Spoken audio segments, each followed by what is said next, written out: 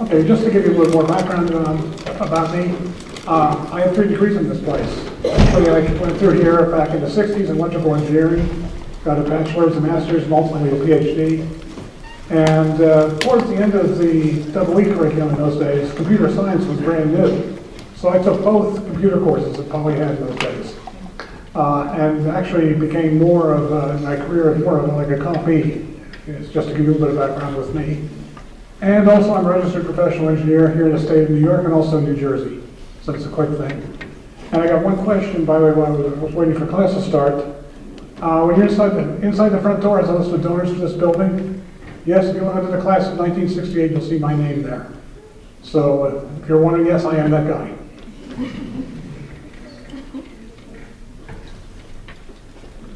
Now, when I went through Poly, I got a very good technical education, as you will too. When I went out in industry, it was a shock that they were looking for skills that I didn't have, and I had to learn them real fast, like how to do a budget, how to manage a project, all those kind of things that they had never taught me here. So actually, the first year I was a first-line manager was murder when it comes to a very high learning curve. So this lecture will hopefully make your life a little bit easier. Also, I've done quite a bit of consulting. And one thing you come into, if you look at new companies, what's the failure rate?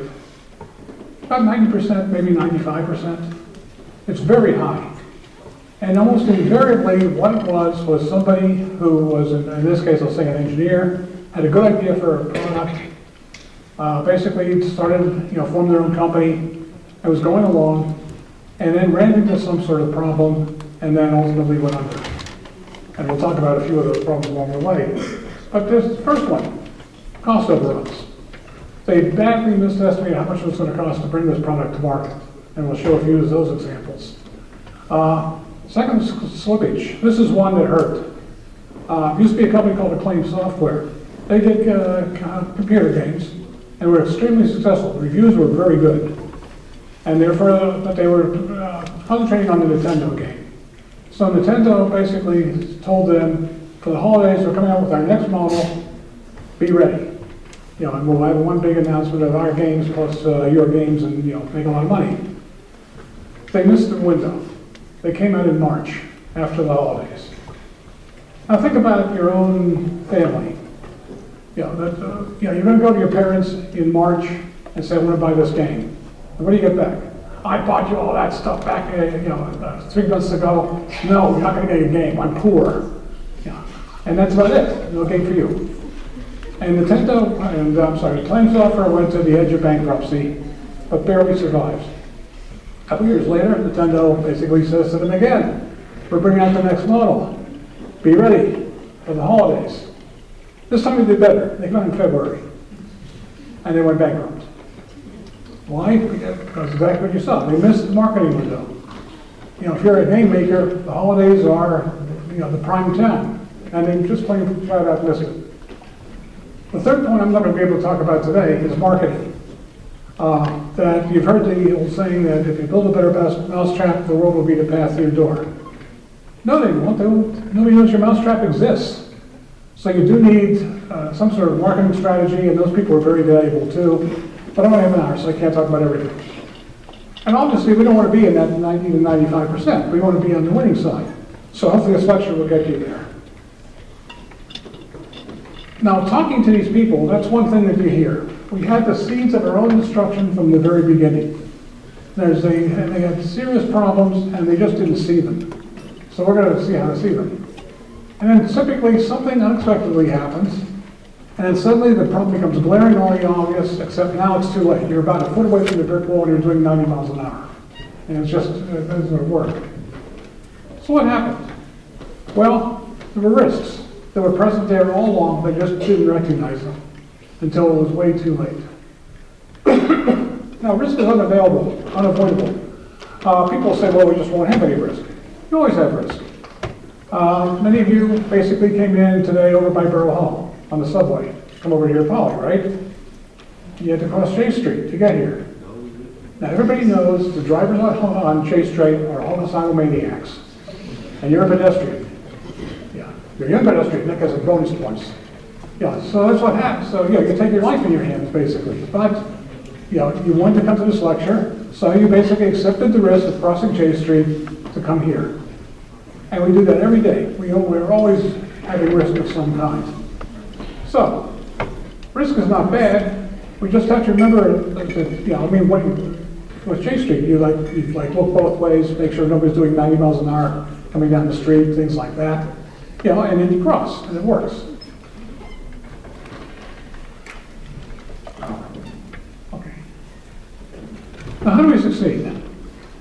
Well, the very first bullet is the key. We want to plan properly, and we'll talk about that. That's where you identify risks. Second, after you've done your planning, you need to execute the plan. Now, one thing that I did, also, you can't hear my whole resume because you'll be here for about a couple of hours, but I did spend 2 years at the Pentagon. And I do tend to talk about military analogies. So I use one here. We're going to have battle. We're going to take a hill. Okay, here's the plan. Everybody line up. Everybody charge up the hill, and hopefully some of you make it to the top. Does that sound like a very good plan? I want to do that. I want to do that. Now, by the way, George Patton, who's one of my favorite generals, had a good quote. The object of war is not to die for your country, it's to make the other poor bastard die for his country. Well, that's what we're going to be doing. So, what do? We look at the terrain, we look at our forces versus their forces, we find ways to basically gain an advantage. We'll outflank them, we'll cut off some of their troops, we'll do something where we can basically hack them up and take them to pieces. So, that's the idea, that the plan of battle is the key to winning the battle. That's true in industry also. Part two, well, now you execute the plan. Now, obviously, the enemy is going to see you coming at him, and it's not going to be very happy about this, and it's going to start taking measures to make you fail. Now, you have to react and revise your plan to fit those new circumstances. So, we'll talk about that a little bit too. But that's the idea. Planning and execution are the whole key to project management. Now, I'll spend the next hour talking why. And like I said, you need to know when you're in trouble. And it turns out there's a very powerful technique I'm going to show you that's an excellent way to do that. Then you need a recovery strategy. We'll talk about that a little bit. And this is why 90 to 95% of companies fail. They just don't do these items right here on the board. Okay, what's the first step? Well, to come up with a schedule. And I'll show you a typical one that you probably saw in the recitation, also a variation of it. But you should know enough about the project. I'll show you a couple tricks, by the way, along the way. And the big thing here is risk. Keep your tasks short. Now, by the way, when I was teaching freshman engineering, one thing I insisted on was that you have at least 20 tasks on your schedule. Now, I don't know if the other teachers do that, but they should. No task should run more than 1 week. Now, let me tell you why. I was running a project, and they brought in the project plan, and they had one task lasting 4 weeks. And I said, okay, 4 weeks. Could it be running a day early? Yeah, it could be. 2 days early? Maybe. How about a day late? Yeah. How about 2 days late? Maybe.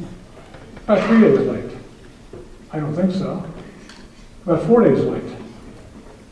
No. I'm pretty sure it won't go that way.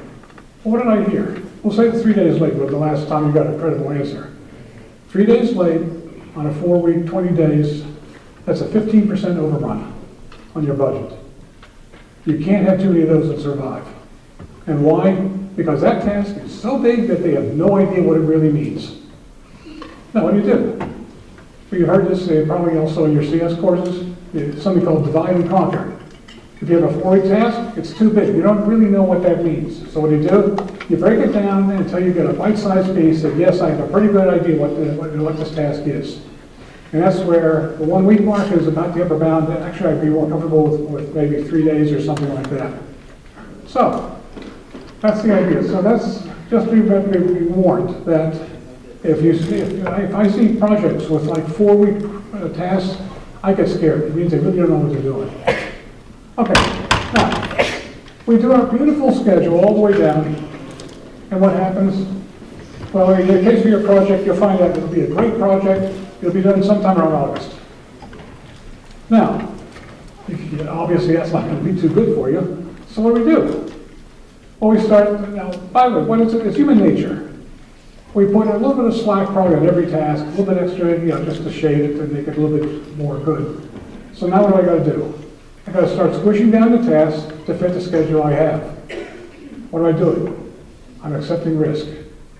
When I start reducing in that task, I'm introducing risk into it. I might not make it, but I'm being very discerning of how I do those squishes to make the schedule fit.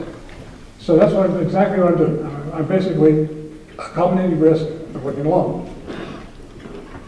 And okay, that's why I said you can't create types, you've got to fit. Now, okay, so that's where we're accepting the risk. Now, project is, by the way, the standard in the industry these days. There's a couple of different views that it has. Some of them will give you some insight more than others, but the Gantt chart is really the one that looks good. You also see something there, it's called a perk chart or a spider web chart, which shows the task dependencies more clearly. But frankly, the Gantt chart is probably good enough, and that's one that we use in freshman engineering. Now, every project has a critical path. What it comes to is that they are the task stacked up one behind the other, that if they run late, the whole project schedule will start drifting with it. We'll see an example of that coming up. But that's what it looks for. We're looking at critical path tasks especially hard and make sure that they stay on track. Now, it's been a while since I've been involved in EG, but I assume they're still doing the recitation of the Doghouse. So I'm going to do a Doghouse too. So my Doghouse will be a lot better. Okay, so it's going to be a prototype. In our case, this is just the first Doghouse. Once we get it built, we're then going to go into production. And that'll be about the last 5 or 10 minutes of lecture talking about those issues. There's going to be hardware and software tasks, carpentry and software development. There's a variety of people available. The budget is $24,500. It's going to be a really nice Doghouse. But, okay, so that's the budget. And here's my schedule. Now, a couple things, by the way, one trick that I'll show you right up front. In industry, we basically schedule projects and they never go off on schedule. You see it with federal government also. As things get held up, whatever, the bureaucratic delays, you can't get started, whatever. So what do? Up here at the very top, okay, you see project start. Now, as I make a milestone, this is when the project gets off the ground. Now, notice how everything hangs off that start. If the project doesn't start on time, I move that milestone, and the whole schedule moves with it very nicely. Don't hard code dates into the schedule. It drives you nuts, because then if the project gets delayed for a week, you've got to go and redo the whole schedule from top to bottom. So that's what you do. You make dependencies, and the first dependency is right up here on project start. That makes your life a whole lot easier as far as not going crazy just with clerical tasks and modifying the schedule day and night. Second of all, you may not have seen this, but you've seen summary tasks before, those black bars. Notice what it is. It's almost like a college composition outline. And it's at the very top level. I've got initial design, software development, and build the thing. Which, that's the major tasks of the Doghouse. So, and then under it, they have the subordinate tasks, and these are the guys actually doing the work. So you look down here, and you can see, everybody puts brainstorms at first line, so I do too. So I put that in. In this case, I have 3 people involved in the brainstorming phase, which is Al, Ed, and Diane. Next, Al is a senior designer. He'll make a sketch of the Doghouse. Al and Charlie will review it. Betty is our overall management, so she'll take a day and also go through and do the approvals. Then we're approved. Time to go. So we'll buy some materials and we're off to the races. You can see the software is all being done by Diane. In this case, I keep the chart on one page. I just said design code test, which is what everybody in software does. In the real world, obviously, this is way too big. These tasks would get broken down. But I have to leave it like this so I can fit it on the slide. Software done, nice milestone there. Okay, build, that's the carpentry work. So I got Ed, who's a senior carpenter, doing all the stuff, building the walls, building the roof, building the floor. Now notice something here. Diane is on the critical path. all her tasks are red. Up front is all red also, I expected that. But when this project's underway, I can afford to let the carpentry slip. I might take a financial hit because people are working more hours on it, but I'm not going to run late on schedule. But Diane, this is really, she's at ground zero. So I'm going to watch this one really carefully. Then after Diane is done and the carpentry is done, we integrate the whole thing with 3 people, and out the door it goes, and we're done.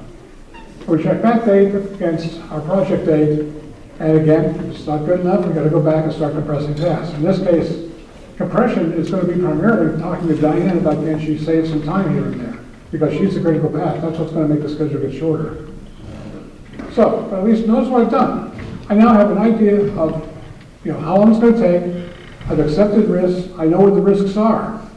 So when I start this project now, I've got a pretty good idea of where I stand. Okay, we have a schedule. Now let's look at money, my favorite subject. Now, you saw on the preceding chart how I assign resources to tasks. Now, again, talking about EG and talking about industry. Freshman engineering, we're going, at least in my recitation sections, I wanted every task to have a name, have 1 or more names attached to it. Why? Because I want to make sure that everybody on your team is doing something and the other 1 or 2 people just coasting, watching somebody else kill themselves. So be warned, your teachers will watch for stuff like that. If it has the same name across all the tasks, the first question you're going to get is, what are the other guys doing? If you put every name on every task, by the way, that's just as bad. That means you have no idea what you're doing, and that'll get you in a lot of trouble too. So you should have specific assignment of responsibilities, similar to what I have here. And they're going to make sure that the workload is even. Now, here, this has a second thing, which you'll see in a couple seconds. But the resources has another aspect to it. Now, when you say, why is it resources? Why don't you just say people? Well, it's simple. That this is obviously a building, a doghouse, but suppose you're doing a building. Are you going to need a bulldozer? Yeah, you got to grade the land and all that. But the bulldozer is only needed for certain tasks. You got to pay for the bulldozer, right? Bulldozer's a resource. So that on those tasks, we'll say bulldozer. On the task needs a bulldozer. Now, why? Because we have a resource sheet. Now, this is a very abbreviated resource sheet compared to what you'll see on the real project, but it's close enough. I took out some columns that I don't really care about.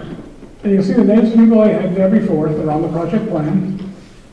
And you can see a couple things in red. Now, why is it red? Well, because Al and Betty were there at the initial, if you go back a couple of slides, they were there at the beginning, and then they go away. Or Betty is here just for the one task. Al is at the very beginning and at the very end. So what they're seeing in red is like, what's going on with those people? And basically they're saying, could you level load them, for example? Well, no. I mean, you can't level load an approval. It's either approved or it's not approved. That's simple. And now, again, it's there at the very beginning and the very end. But he's not needed in the carpentry or in the software development test. So he should go off. Now, that just means I've got a labor scheduling issue. But in this case, red is not necessarily bad. It just means I should think about it. Second issue, look at the right. And we'll look at Betty. Betty's one of my favorites. Betty makes $200 an hour. Now, in industry, by the way, a standard year is 2,080 hours per year. Make it 2,000, make the math easy. So they have 2,000 hours at $200 an hour. They're making, if they do the math right, $400,000 a year. Now, that's a nice job.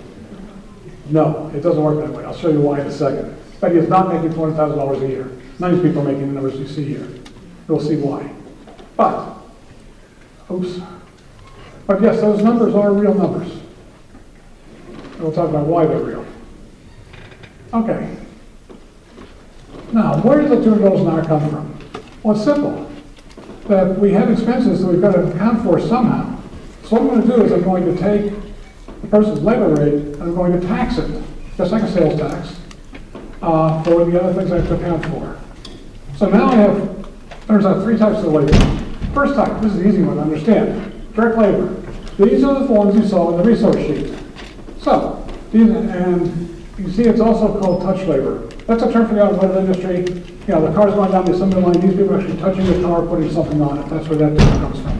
But these are the people doing the actual work, if you will. Now, Next, there's something called project indirect. For example, there could be a project manager that's really not involved indirectly, but they're watching the schedule. You probably have a clerical person helping you, by the way. I mean, bringing a mail each day, making sure purchase orders get cut and that things come in, making sure that the that your pay sheets go in, you get paid, things like that. Care and feeding people for the project are all there. Now, they're not on the Gantt chart, but I have to account for them. So that's where I'll do a tax. Next, we have overall indirect. This is also called general administrator, G&A. I am the company president. I have a lot of projects. I don't appear in any of the first two columns, the first two categories, so you got to account for me. So the president's salary gets plopped in as a tax. What else? Floor space, you're leasing space somewhere, electricity, benefits, all these kind of things. Also, something else you might not think of, snow days. We've had a really mild winter, but you know that's not going to happen every year. So we have to account for that. Basically, days that we're going to have people can't come in. People take typically 2 weeks vacation. There's some number of 6 days. All that kind of stuff all gets thrown in. The overall corporate benefits, if you will, also get thrown in on that third category of D&A. So that's what you see. You see the base, the direct labor, and then all these taxes being added on. Now, after you do all that adding on, I say, okay, what is the overall rate versus the direct? That's what you're getting paid. The answer is between 2 and 3 to 1. In New York, it tends to be more like 3 to 1. Why? Look at your tax bills and you understand why. Remember, you're paying tax on what you make, and my company is paying tax, corporate tax. So, New York is, you hear that New York is a very expensive place to do business. That's why the factors are closer to 3. If you're out in the middle of Wyoming, it's probably going to be closer to 2.5 or 2. So, but that's the idea.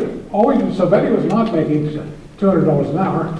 She's making, I'll use the 3 to 1 ratio. She's making about $67 an hour, which is still not bad.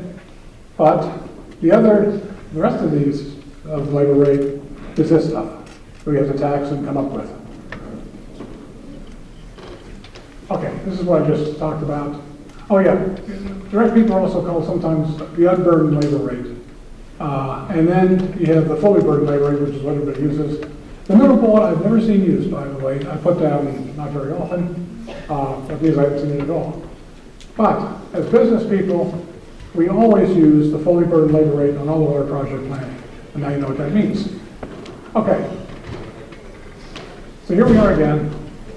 And this is what I was talking about Betty again. So, now let's go back to the Gantt chart. You've got all these names, and now you can figure out what's happening here. I got 3 people for a task that lasts 1 day. They have a labor rate. They're going to work 8 hours. So each of those people are going to cost me 1 day's worth of fully burdened labor rates. So it's going down through all these tests in a day. Just a simple multiplication and addition as I go down through the chart. So now we come here. And when I go through all that math, lo and behold, the cost is $25,040. We're over budget. Now notice, we haven't started the project yet, but we already know we're not going to make it. This is why 90% of the companies fail. They never do this one simple task that says you can't win, you're going to die. So, now you know enough to know not to at least know you're going to die. So what do? Well, I have a solution. Change resources. Now, again, when I choose people, I tend to sort of give myself a little bit of edge. So what I do for the carpentry work, I use Ed for everything. Senior carpenter, probably the best carpenter I got. Also pricey. So I say, okay, time to start accepting some risk. So, you say, okay, what about the floor? The floor of the doghouse, that's a plank.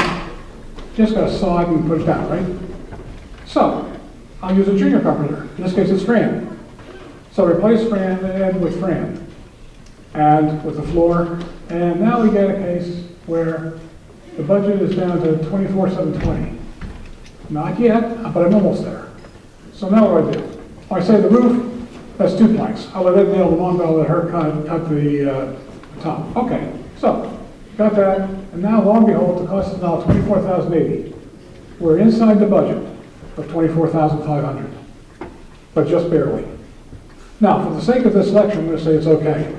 But in industry, I would probably go back and look for more. There's no reserve here.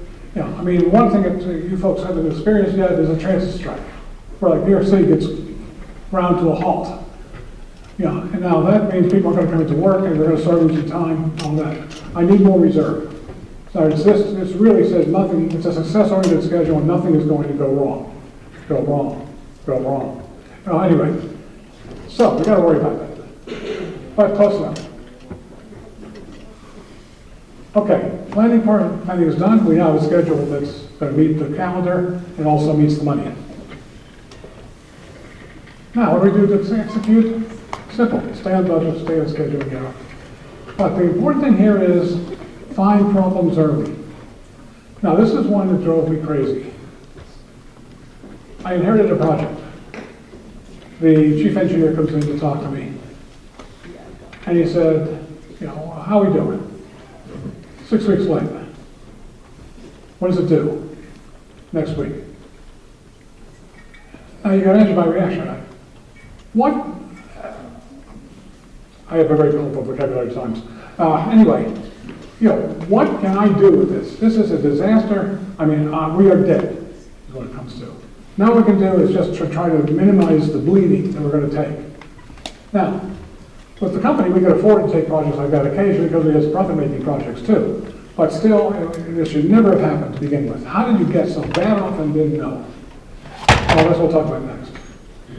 Now, my next engineer comes in. We're 6 weeks late.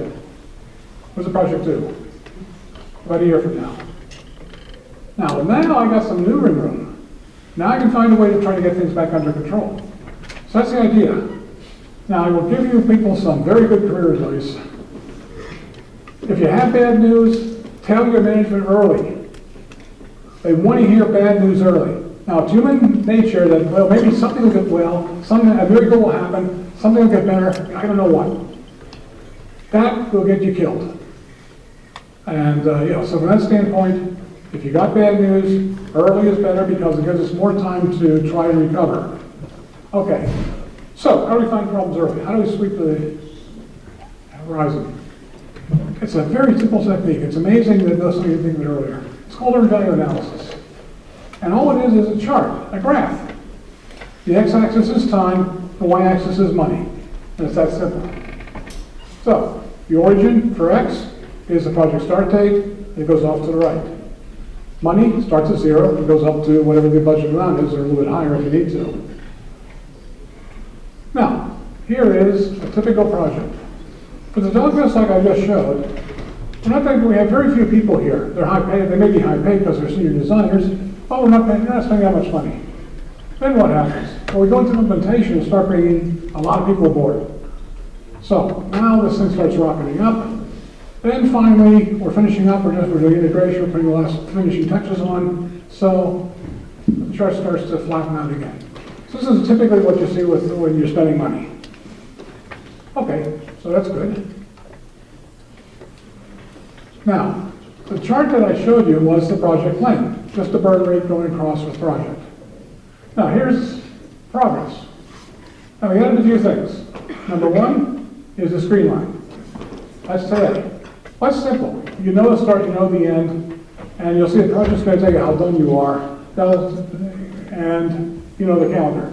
So that's the calendar date. That's simple. There's a white line under that you can't see, which is the progress we've made, and you'll see that in the next slide.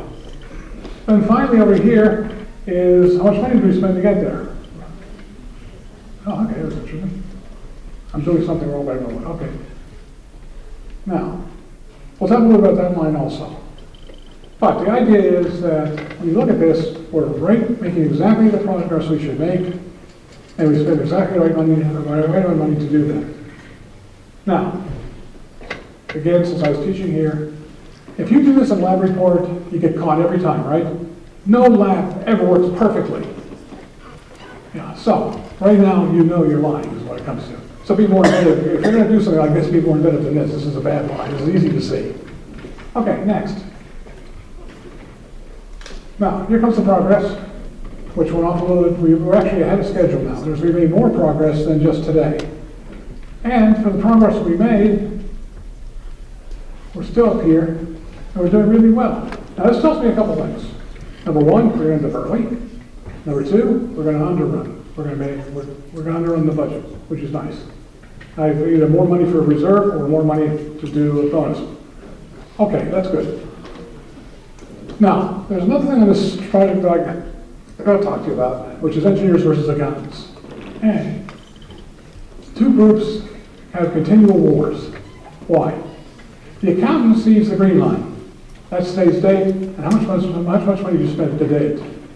From the accountant's view, you're on target. You're on budget. From my standpoint, I said, yeah, but I'm actually ahead of budget. Don't tell me that. I don't care about that. I just want to see how things are.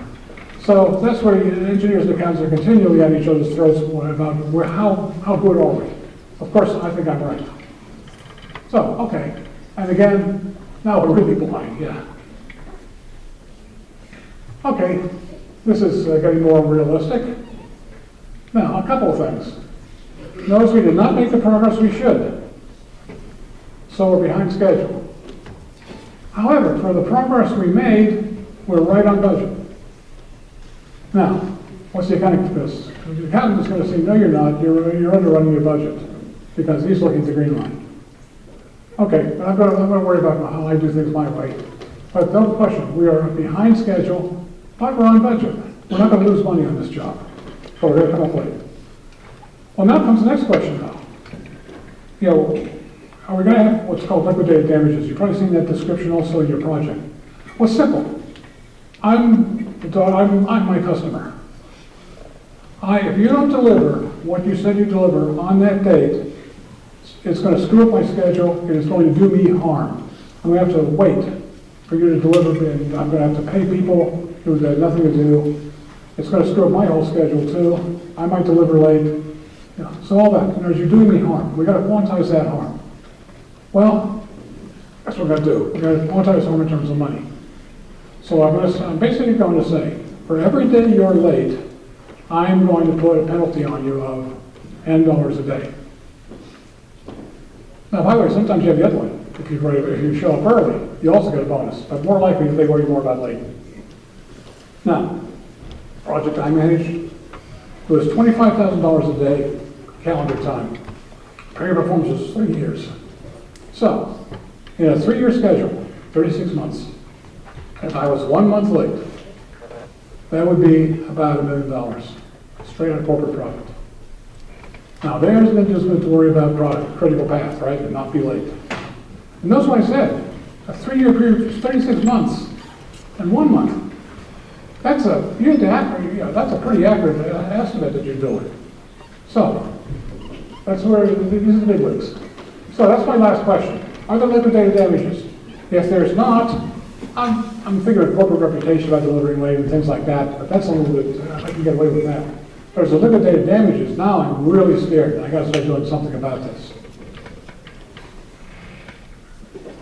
Now, this is another one, yeah, we're basically watching the schedule, we're on schedule, which is good, the customer's gonna be happy, but we're spending too much money for how we're getting there. We gotta look at that, find out how to do that. Now, when I say, there's a couple things you can do here, by the way, where I say you should take some remedial action. One remedial action. Well, we go back and we look at Diane. She's on the critical path. Can we get her helper, a junior programmer, to help her do some of the more, drudgery code that she can do easily, but she can give to somebody else? That saves me money. It also saves me schedule because I'll have 2 people working on the project instead of 1. My other term I use, you can find Jedi Knights. They can be very good for you. What it comes to is, especially in software development, but also even in hardware, you tend to see a ratio between your average people and your really good people. It could be 3 to 1. Software tends to be about 10 to 1, by the way. It's huge. So if I have just one of those all-stars, the DeGrom of coding, he will, now, guess what, I remember this name. Anyway, but you can see that is where you can make up money by putting the drum on the task and getting things back online again.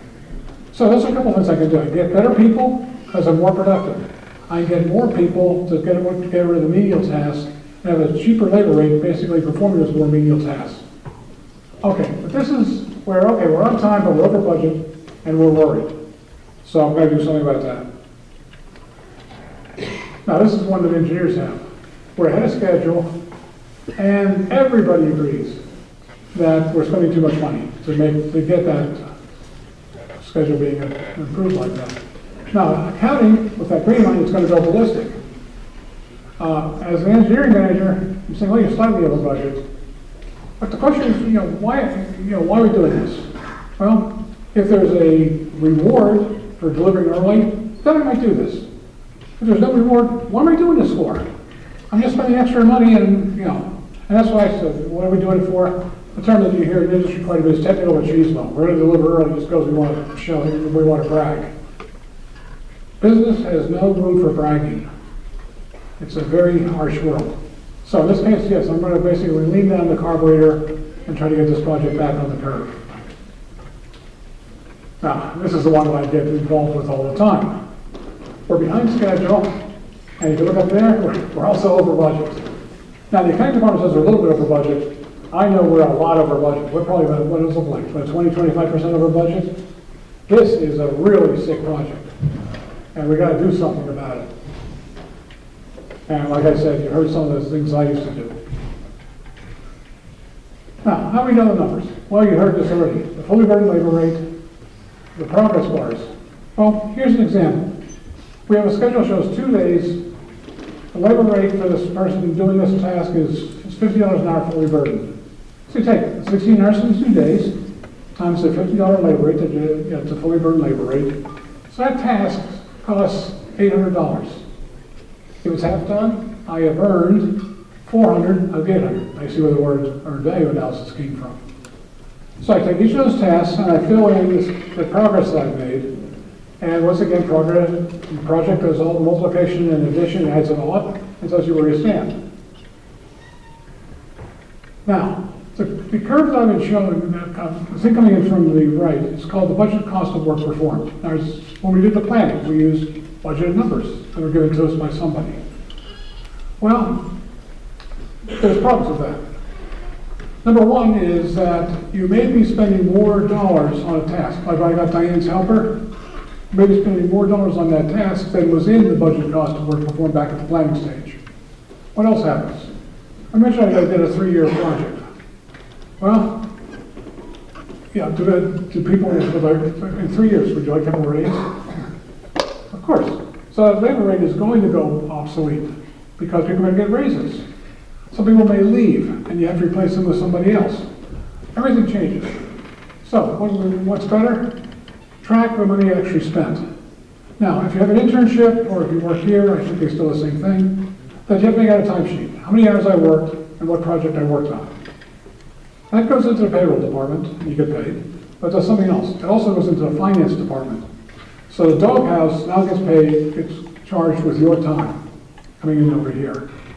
So we now get the actual money we spent, not what we planned to spend, but what we actually did spend. So, okay, so now we'll actually track. That's called the actual cost of work performed. Any company of any size these days, and especially consulting companies, will always use actual cost of work performed. That's what you bill the customer for. The budget cost of work performed is really not used, other than just to get the project plan off the ground. Okay, like I said, let's track through the financial systems, and we just go down here and do all the arithmetic, and then it comes. So, we're not going to fill in the task bars, just like we did our Doghouse for the project. And you can say we're click on project statistics, and we're going to see the, okay. And you'll see how complete the project is in terms of duration and work hours, and that'll be the green line, the white line. Now this once again just what I showed. Critical path is Diane, the blue thing is not critical path. And here's what I wanted to see. Now, that is your white line. You're 27% done. Now, that also says that you spend 33% of your budgeted cost of work performed. I ignore that, unless you just don't have any better numbers. But in this case, I do. I actually use the payroll department's numbers. But I'm 20% done, 27% done. Well, that's it, that's my white line. I got the calendar for the green line. I got the payroll department telling me how much money spent, fully burdened. I'm ready, I can draw my chart. And where I stand will be on one of those preceding charts that you saw, and now I'll know exactly where I stand. And I'll start to see problems early. I'll start seeing myself, the white line is going to drift, or the horizontal line is going to drift for the projects I made, but I see the problem right away. I now have a way to do a very fast recovery. Okay. Now, I included these slides, by the way. In fact, Professor Baumgartner just told you that you're going to be, this presentation is going to be up on the PEG website. Make a copy of it and put it away. And 5 years from now, after you graduate, go and look at it again when you're actually doing this stuff. Now, so what do? I added all these slides in, which is just what I said, but it's now in writing, so you'll remember it. Okay, so you can see right here, we do the baseline plan, which is that S-curve. We know what date it is, that's the green line. We've got the progress from the preceding slide, that's the white line. And we use actual cost of work performed, and we're there. Okay, make the vertical lines and so all this stuff. So that's all it is, a very simple graphical technique. It takes a couple minutes. You can do it in Excel easily. Okay, and it's more of the same. Now, what were the keys? First of all, was having a good, solid Gantt chart to begin with. That had risk, but you knew where the risk was. You accepted as little risk as you possibly could to get the project done. So, good planning is the first thing. If you don't have a good plan, by the way, you're dead right off the top, so make sure you do a good plan. Next, when I did the squish, I justified the squishing that I did of the task to make it fit. If I wanted to get more of the budget reserve, again, I accepted risk there, but that's what I did. Execution. Well, that's what I'm going to use for day analysis and watch that thing at least weekly. Make sure I know exactly what's going on. By the way, you'll probably be doing it weekly. Your manager, you'll have probably a manager overview, like the whole company, probably once a month. So you got to show that chart to other people too. So make sure you know what's going on. Now, okay, congratulations. You built the doghouse, we made budget, we're on time. What's next? Well, I want to make a lot of doghouses. So, we're going to have productions, and looking at production, we have two items. Number one, we're going to make a lot of these things. Now, some of the stuff we can use once, like this Diane software. It doesn't matter, there's no more software development, you just got to cut a prom or something and put it into the doghouse, so that's easy. So, the tooling we bought for the prototype can all be used also. So there are certain tasks that are one-shot things, capital costs, if you will. If we have to buy more hammers and saws for production, well, yeah, but those hammers and saws we use for everybody. So you have all these one-time costs. So the prototype cost plus to get this thing off the ground, then you have recurring costs. We have lumber. Every doghouse is going to need lumber. I mentioned prom, you need one prom, big deal. Okay, but that's the idea. And some of these things you need a lot of. Okay, we talked about this. This is where you have an economics term of, basically one-time cost versus marginal cost. Marginal cost is how much it costs to take just that one unit. Now, this is, again, that first bullet, watch out. This is the dangerous one. How many of these doghouses do you think you're going to do? Now, this is where you've got to be a little bit careful about marketing people. You say, I could sell 1 million of these things. Our market buyer is New York City. Are there 1 million dogs in New York City? Yeah, a lot of those dogs have doghouses already. A lot of apartments, they need a doghouse. Yeah, so that's the idea. Be very careful about being overly optimistic on the production run. Be realistic. So I'm going to be realistic. I'll say, well, I think I can do 1,000. I can build 1,000 doghouses. Yeah, okay, so that's going to be my production run. And like I said, need to know the market intelligence is good things. Divide the one-time cost by the number of expected units, which is my prototype cost plus the tools I got to buy to make the production run start it up. And I'm going to tax each unit part of the one-time cost. You can see what I'm going to do. Just take the one-time cost, divide it by 1,000, put it on each of the doghouses as they go out the door. Okay, so that's what we got here. Now I've got to sell the doghouse for this much money or I can't make money. As I take the prorated one-time cost plus the marginal cost, if I don't charge at least that much, I cannot make money, period. How often does this happen? Well, go, that's why you see 99%. You know, nobody ever thinks of that. They think about, well, what could we sell it for? Now, you say, well, wait a minute. You know, I do this and I say, well, my doghouse is going to cost, I'll say, $40 a doghouse. And I can't sell it for 40 bucks. Nobody will buy it. I've got to sell it for 30. What does it say? Walk away. Don't go into production. You're just going to lose money. Okay. Now, like I said, we had all this thing. Now, again, what I do, when I'm not coming up with production cost, I'm going to add some more things. Profit margin. I have shareholders that like to get a dividend for their money. Risk factors. You know, this is one, by the way, that I was funny because I taught this particular lecture now for about 20 years. And I used to say, is there ever a hurricane in New York? And every student said, no, never happens.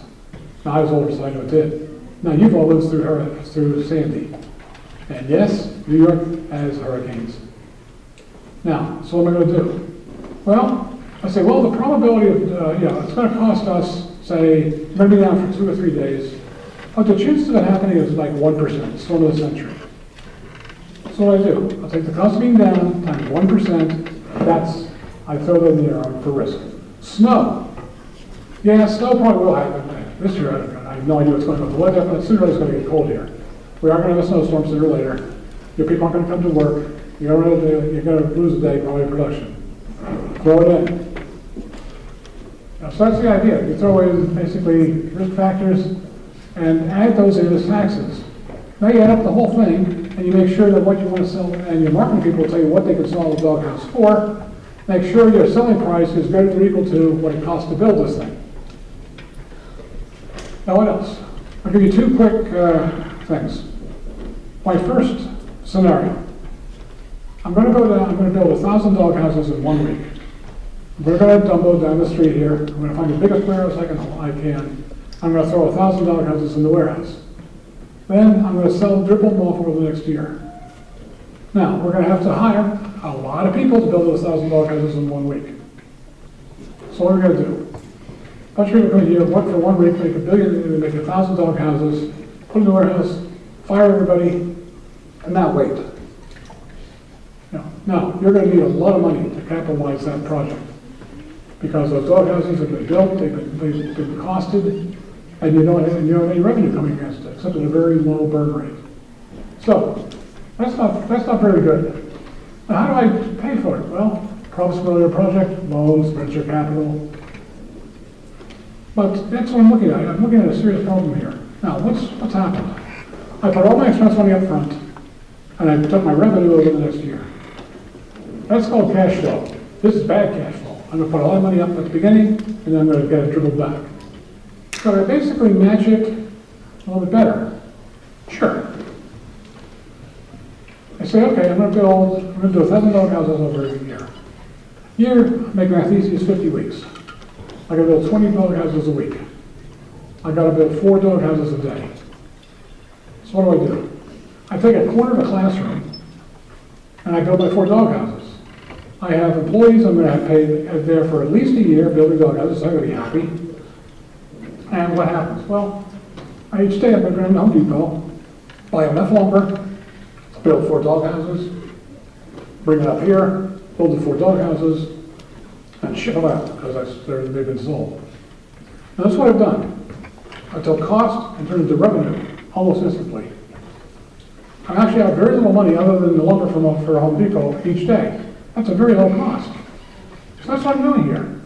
That's called just-in-time manufacturing. If you're an ME, you'll see a course on that. But you all come into it sooner or later. And that's the idea, turn cost into revenue quickly. I don't have to finance it. I like that. And that is the use of labor, because we have 4 teams building doghouses, not an ant farm where people building 1,000 in 1 week. And that's what I'm looking at here. High production rates need lots of people and lots of cash. If you're General Motors building a Chevy at like 1 a minute, that's fine. You can do that kind of stuff. I am not General Motors. I'm going to try very hard to minimize the production run, and like I said, turn expense into income as quickly as possible.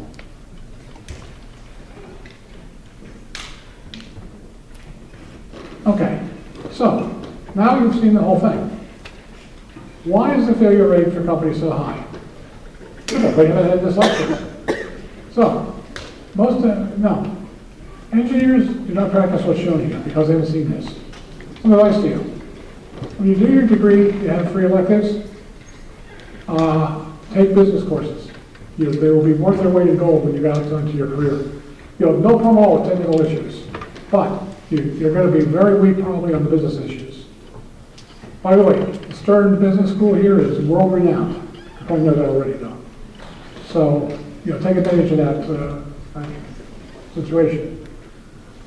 So, if they don't do it, the results are catastrophic. That's why we die. We don't want to die. And failures are due primarily to bad planning and business issues.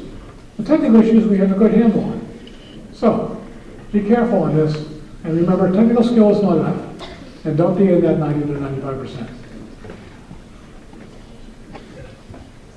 I was going to say thank you, except I can't get the last slide up. I guess it knows enough. Okay, that's it.